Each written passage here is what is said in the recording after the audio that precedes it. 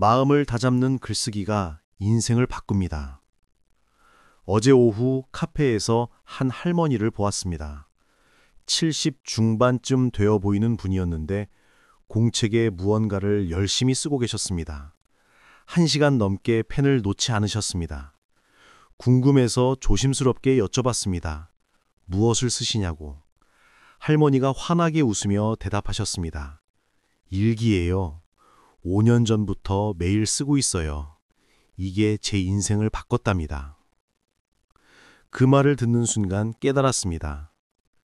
글을 쓴다는 단순한 행위가 한 사람의 삶을 완전히 바꿀 수 있다는 것을. 집으로 돌아오며 생각했습니다. 우리는 중전이 되면 마음이 복잡해집니다. 후회도 많고 걱정도 많습니다. 과거를 돌아보며 자책하고 미래를 생각하며 불안해합니다. 이런 복잡한 마음을 어떻게 정리할까요? 어쩌면 그 답이 글쓰기에 있는 건 아닐까요? 펜을 들고 마음을 쓰는 그 작은 행위가 우리를 구원할 수 있는 건 아닐까요? 혹시 여러분도 복잡한 마음에 시달리고 계신가요?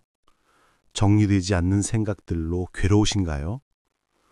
오늘 이 이야기를 듣고 나면 글쓰기가 얼마나 강력한 치유의 도구인지 깨닫게 되실 겁니다. 한 60대 초반 남성분의 이야기입니다. 은퇴 후 우울증에 시달렸습니다. 30년을 일하다 갑자기 멈추니 무기력했습니다. 아침에 일어나도 할 일이 없었습니다.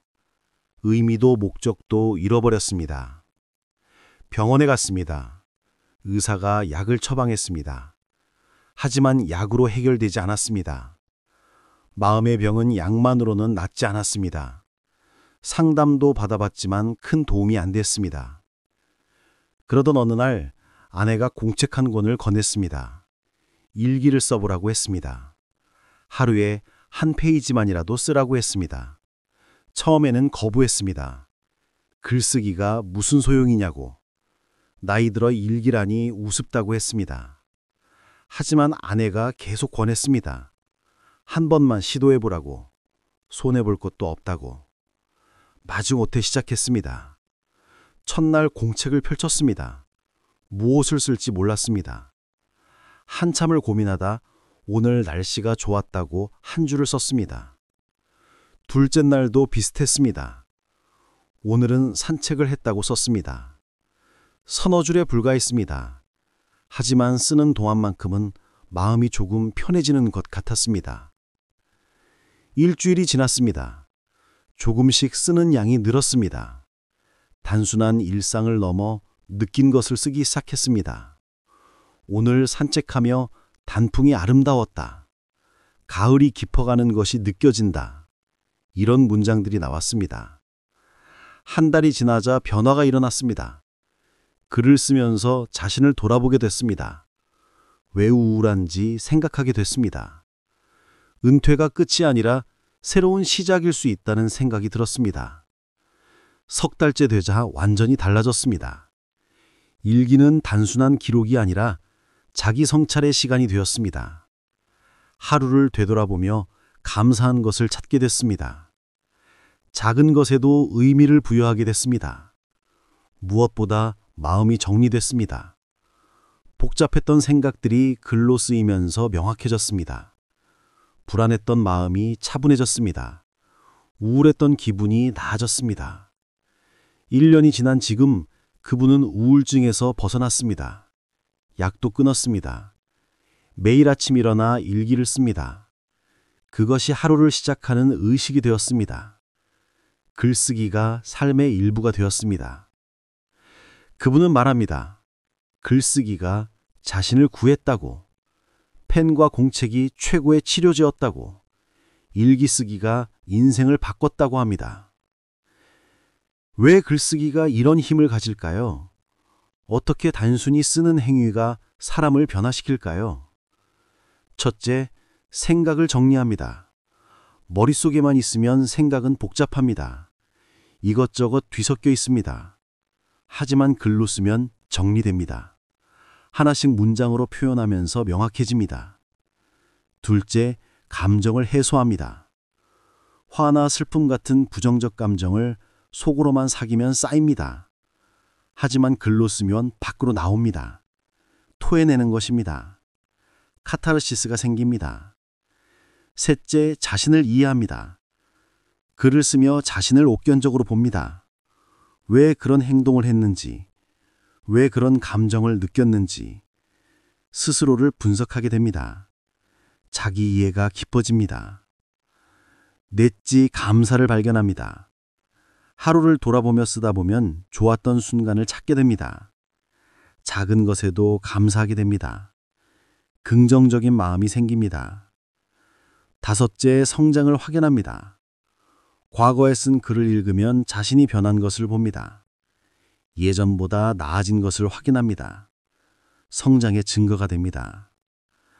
한 50대 후반 여성분의 이야기입니다. 갱년기 우울증으로 힘들었습니다. 감정 기복이 심했고 짜증이 많았습니다. 가족들과도 자주 다퉜습니다. 자신이 싫었습니다. 친구가 글쓰기를 권했습니다. 감정일기를 써보라고 했습니다. 느낀 감정을 있는 그대로 쓰라고 했습니다. 누구에게 보일 것도 아니니 솔직하게 쓰라고 했습니다. 시작했습니다. 첫날 분노를 썼습니다. 남편이 이해해주지 않아서 화가 난다고, 자식들이 무관심해서 속상하다고 거침없이 썼습니다. 욕도 섞였습니다. 쓰고 나니 속이 후련했습니다. 쌓였던 것이 풀리는 느낌이었습니다. 다음 날도 썼습니다. 또 그 다음 날도 썼습니다. 한 달쯤 지나자 변화가 생겼습니다. 분노만 쓰던 것에 벗어나 다른 감정도 쓰게 됐습니다. 슬픔, 외로움, 두려움, 다양한 감정을 표현했습니다. 그러다 문득 깨달았습니다. 화가 난 이유가 사실은 외로움 때문이었다는 것을. 가족을 탓했지만 진짜 문제는 자신의 공허함이었다는 것을. 글을 쓰며 진짜 감정을 발견했습니다. 이제 6개월째입니다. 감정 기복이 많이 나아졌습니다. 짜증도 줄었습니다. 가족들과의 관계도 좋아졌습니다. 무엇보다 자신을 이해하게 됐습니다. 그분은 말합니다. 글쓰기가 거울이었다고, 자신의 진짜 모습을 보게 해줬다고, 그것이 변화의 시작이었다고 합니다. 글쓰기에는 여러 가지 방법이 있습니다. 일기가 가장 기본입니다. 매일 하루를 기록합니다. 있었던 일과 느낀 감정을 씁니다. 형식에 구애받지 않습니다. 자유롭게 씁니다. 감사일기도 좋습니다. 하루에 감사한 것 3가지를 씁니다. 아무리 힘든 날도 감사할 것은 있습니다. 찾는 연습을 합니다. 긍정적인 마음이 생깁니다. 편지 쓰기도 효과적입니다. 실제로 보내지 않아도 됩니다. 하고 싶은 말을 편지 형식으로 씁니다. 죽은 부모님께, 멀어진 친구에게, 젊은 시절의 자신에게 표현하지 못했던 마음을 씁니다. 자서전 쓰기도 의미 있습니다. 자신의 인생을 정리합니다. 어린 시절부터 지금까지 중요했던 순간들을 기록합니다. 삶을 돌아보는 시간이 됩니다. 시나 수필도 좋습니다. 문학적일 필요는 없습니다. 마음을 표현하는 것이 중요합니다. 느낀 것을 짧은 글로 씁니다. 한 70대 초반 할아버지는 자서전을 쓰고 있습니다. 3년째 쓰고 있습니다. 아직 완성하지 못했습니다. 하지만 서두르지 않습니다. 천천히 기억을 더듬으며 씁니다.